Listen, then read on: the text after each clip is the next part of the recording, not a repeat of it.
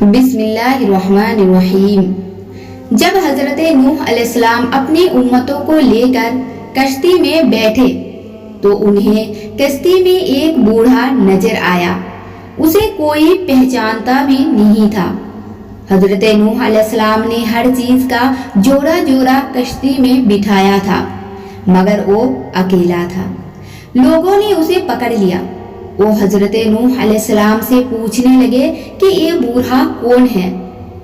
حضرت نوح علیہ السلام نے اس سے پوچھا، بتاؤ تم کون ہو؟ وہ کہنے لگا، جی میں شیطان ہوں۔ حضرت نوح علیہ السلام نے یہ سن کر فرمایا، تو اتنا چالاک بدماش ہے کہ کشتی میں آ گیا؟ کہنے لگا، جی مجھ سے غلطی ہو گئی ہے، اب آپ مجھے معاف فرما دے۔ حضرت نوح علیہ السلام نے فرمایا، تمہیں ہم ایسے ہی نہیں چھوڑیں گے، تو ہمیں اپنا گھر بتاتا جا جس سے تو لوگوں کو سب سے زیادہ نقصان پہنچاتا ہے۔ شیطان کہنے لگا، جی میں سچ سچ بتاؤں گا، البتہ آپ وعدہ کریں کہ آپ مجھے چھوڑ دیں گے۔ حضرت نوح علیہ السلام نے فرمایا، ٹھیک ہے ہم تمہیں چھوڑ دیں گے۔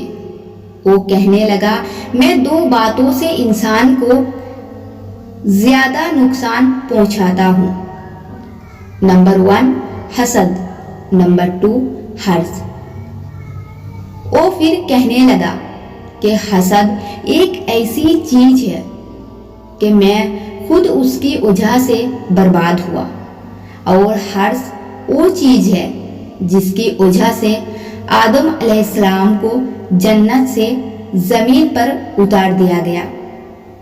اس لیے میں انہی دو چیزوں کی وجہ سے انسانوں کو سب سے زیادہ نقصان پہنچاتا ہوں۔ یہ دونوں ایسی خطرناک بیماریاں ہیں جو تمام بیماریوں کی بنیاد بنتی ہے۔